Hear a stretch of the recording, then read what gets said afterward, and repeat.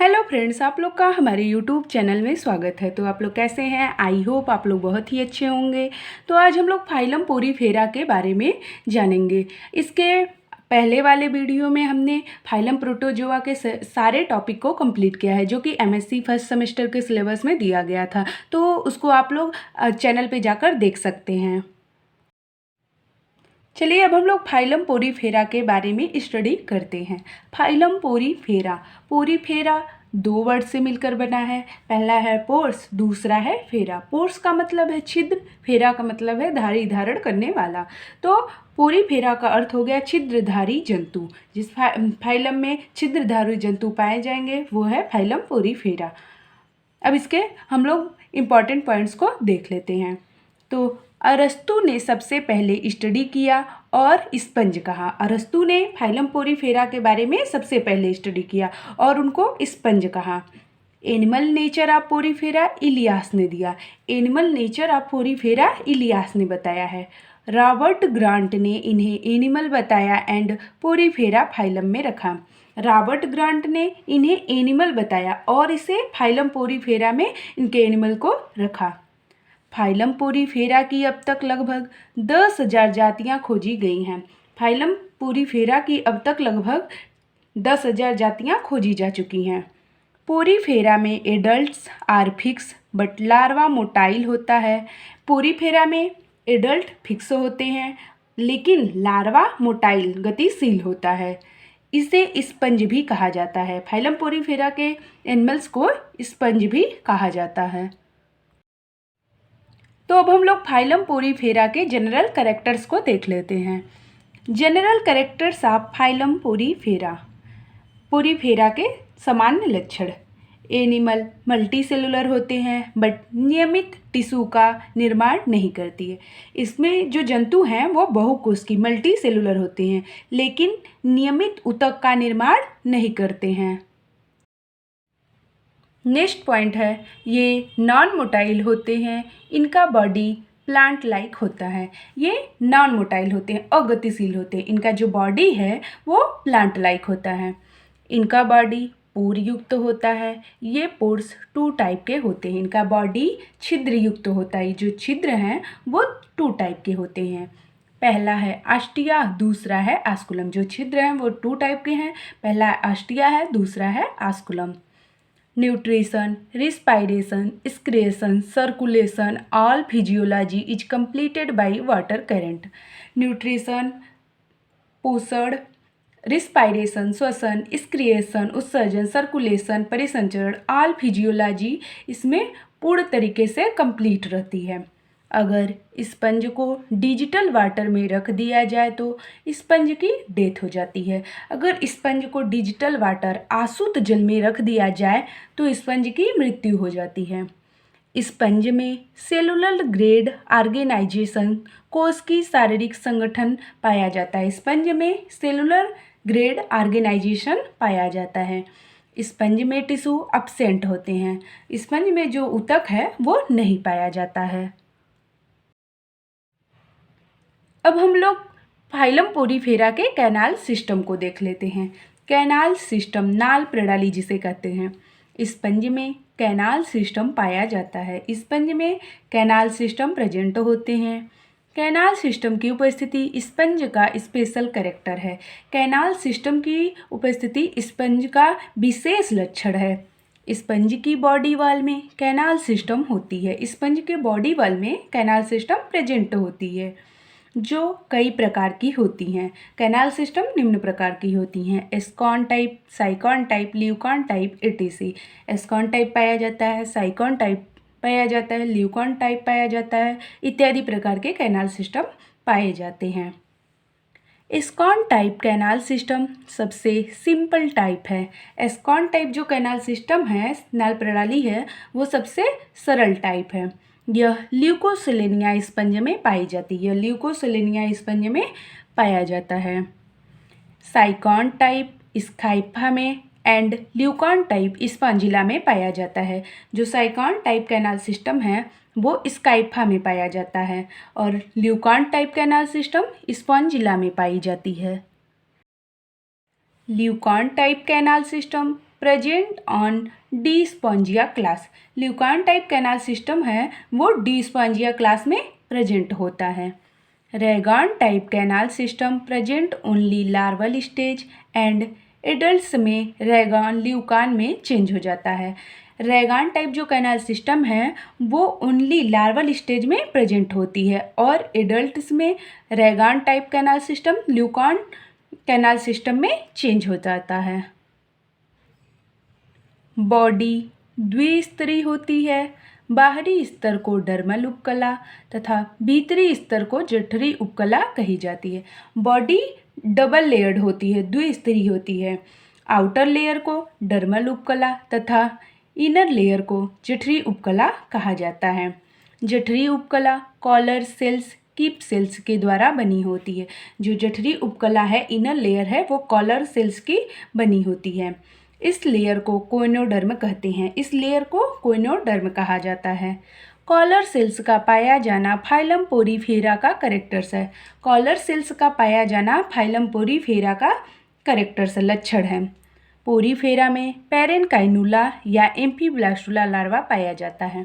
Porifera में पेरेनकाइनुला और एम्फीब्लास्टुला larva पाया जाता है। अब हम लोग फाइलम पोरीफेरा के मार्फोलॉजी या एनाटॉमी को देख लेते हैं। मार्फोलॉजी या एनाटॉमी ऑफ स्पंज। स्पंज का मार्फोलॉजी या एनाटॉमी, इसमें जो लेयर है वो 3 टाइप की पाई जाती है। तो फर्स्ट लेयर है पिनाइकोडर्म या pinacocytes, outer most layer. Outer most layer को पिनाइकोडर्म या पिनाइकोसाइट्स कहते हैं। दूसरा है mesophyll middle layer, middle layer को मीजोफिल कहते हैं। तीसरा है कोइनोसाइट्स या choanoderm, inner most layer. Inner most layer को कोइनोसाइट्स या कोइनोडर्म कहते हैं। Choanocyte cells are flagellated. Choanocyte cells flagellated होती हैं।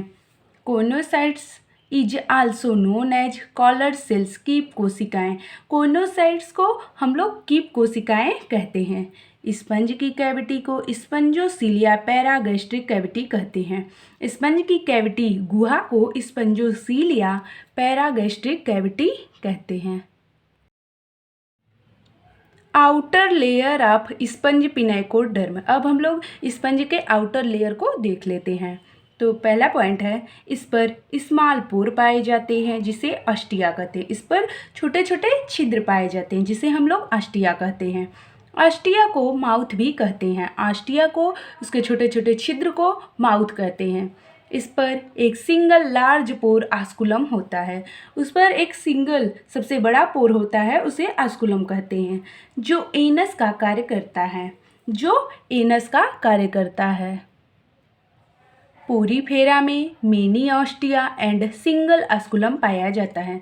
पोरीफेरा में कई ऑस्टिया पाए जाते हैं, छोटे छोटे छिद्र कई होते हैं, और सिंगल आस्कुलम एक बड़ा छिद्र होता है जिसे आस्कुलम कहते हैं। न्यूट्रिशन। अब हम लोग फाइलम पोरीफेरा के कैरेक्टर्स में न्यूट्रिशन को देख लेते हैं। न्यूट्रिशन होलोजोइक जंतु सम होता है। फाइलम पोरीफेरा में न्यूट्रिशन होलोजोइक जंतु सम होता है।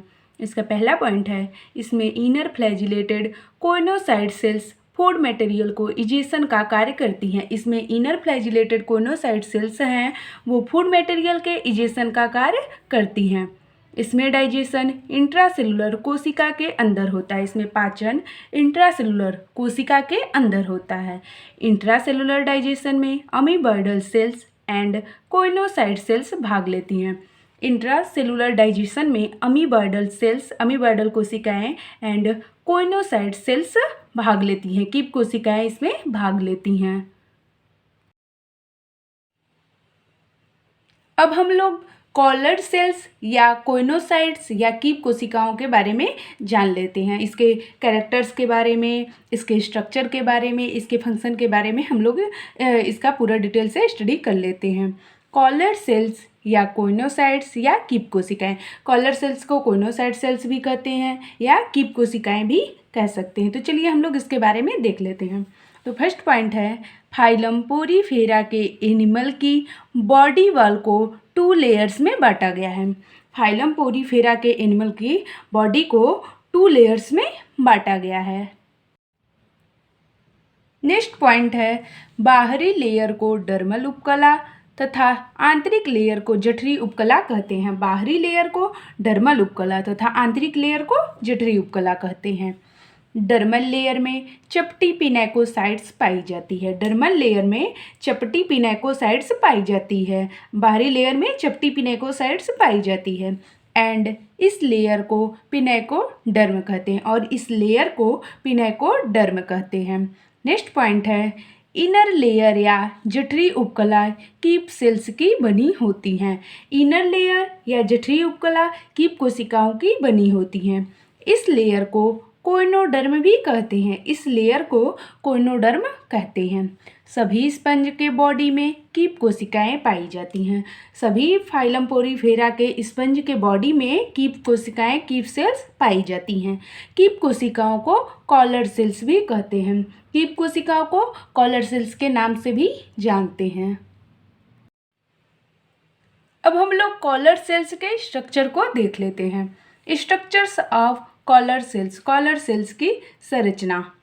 पहला पॉइंट है प्रत्येक कीप सेल्स में एक कॉलर होता है एंड इसके आधार में एक लॉन्ग फ्लैजिला निकलता है। प्रत्येक कीप कोशिकाओं में एक कॉलर पाया जाता है और इसके आधार से एक लॉन्ग फ्लैजिला लंबी कशाभिका निकलती है। इन कोशिकाओं के फ्लैजिला की सम्मिलित गति से बॉडी के अंदर जल का बहाव बनाए रखा जाता है। इन कोशिकाओं के कशाभिका की सम्मिलित गति से शरीर के अंदर बॉडी के अंदर जल का फ्लो बनाए रखा जाता है। कीप सेल्स में फ्लैजिला के आधार पर बेसल ग्रैन्यूल्स पाया जाता है। कीप कोशिकाओं में फ्लैजिला के बेस पर बेसल ग्रैन्यूल्स पाया जाता है। कीप कोशिकाओं के साइटोप्लाज्म में एक न्यूक्लियस एंड फूड वैक्यूल होती है। कीप कोशिकाओं के साइटोप्लाज्म में एक केंद्रक और फूड वैक्यूल खाद्य रिक्तिका पाई जाती है। कीप कोशिकाओं के संरचना को देख लेते हैं। इसमें देखिए एक फ्लैजिलम पाया जाता है, वन न्यूक्लियस है, साइटोप्लाज्म है, फूड वैक्यूल कई सारे हैं, बेसल ग्रेन्यूल्स है, कॉलर सेल्स है। तो इसके फिगर को आप लोग देख सकते हैं। अब हम लोग कॉलर सेल्स के कार्य को देख लेते हैं। फंक्शन ऑफ कॉलर सेल्स के कार्य। पहला पॉइंट है कीप सेल्स फ्लैजिला की हेल्प से बॉडी को पकड़ने का कार्य करती हैं। कीप कोशिकाएं कशाभिका की सहायता से फूड को पकड़ने का कैप्चर करने का कार्य करती हैं। सेकेंड पॉइंट है कीप सेल्स के फ्लैजिला लगातार स्पंदन करते हैं जिससे वाटर का फ्लो प्रवाह बना देते हैं। कीप कोशिकाओं की फ्लैजिला कशाभिका लगातार स्पंदन करती हैं, लगातार गति करती हैं जिससे जल का फ्लो बना रहता है। थर्ड पॉइंट है इसमें पानी की धारा रिस्पायरेशन के लिए O2 ऑक्सीजन, न्यूट्रिशन के लिए फूड मटेरियल लाती हैं। इसमें पानी की जो धारा है वो रिस्पायरेशन श्वसन के लिए, ऑक्सीजन, न्यूट्रिशन के लिए फूड मटेरियल लाती हैं। उसी वाटर से एक्सक्रिएशन भी करता है, उसी जल से उत्सर्जन भी करता है। वह रिप्रोडक्शन सेल्स भी उसी जल के माध्यम से ले जाती हैं। वह रिप्रोडक्शन सेल्स जनन कोशिकाएं भी उसी वाटर के माध्यम से ले जाती हैं। अब हम लोग फाइलम पोरीफेरा के कैरेक्टर्स में अन्य पॉइंट्स को भी देख लेते हैं।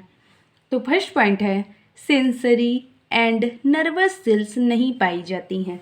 फाइलम पोरीफेरा में संवेदी एंड तंत्रिका कोशिकाएं नहीं पाई जाती हैं। बॉडी के बीच बीच में CaCO3 या सिलिका की बनी कंटिकाएं पाई जाती हैं।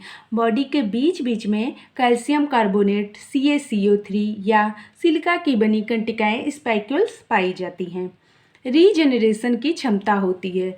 फाइलम पोरीफेरा में रीजनरेशन पुनरुद्भवन की अत्यधिक क्षमता पाई जाती है।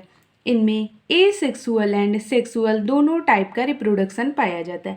इनमें अलैंगिक जनन व लैंगिक दोनों टाइप का रिप्रोडक्शन पाया जाता है। अब हम लोग फाइलम पोरीफेरा के एग्जाम्पल को देख लेते हैं, कुछ एनिमल के बारे में जान लेते हैं। तो पहला है Sycon, Spongilla, Euspongia, Leucosolenia ETC। Sycon, Euspongia, Leucosolenia, ये सब एनिमल फाइलम पोरीफेरा में पाए जाते हैं। तो फ्रेंड्स, आप लोग को वीडियो पसंद आया हो तो like share comment and subscribe कीजिएगा। और आप लोग को BSc MSc का हिंदी इंग्लिश मीडियम में नोट्स चाहिए तो प्लीज़ कमेंट करके ज़रूर बताइएगा, हम उसको आगे वाले वीडियो में ज़रूर लेकर आएंगे। Thanks everyone.